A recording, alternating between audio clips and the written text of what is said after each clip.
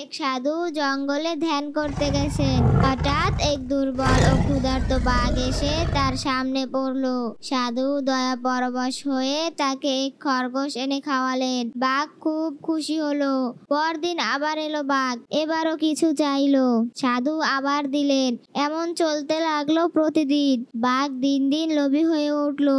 একদিন সে বলল, এবার আমাকে একটা হরিণ এনে দাও, নয়তো তোমাকেই খেয়ে ফেলবো।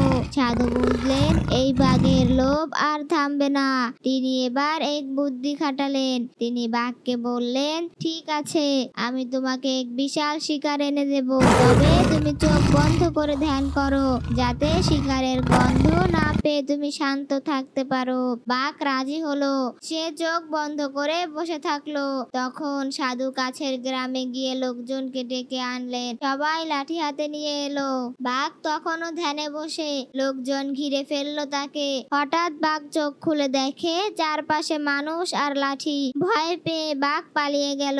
এরপর আর কখনো সে সাধুর কাছে ফিরে আসেনি। লোভীকে বারবার সুযোগ না দিয়ে বুদ্ধি করে তাকে তার সীমা বোঝানো দরকার। বুদ্ধির জোর বলের থেকেও বেশি কার্যকর।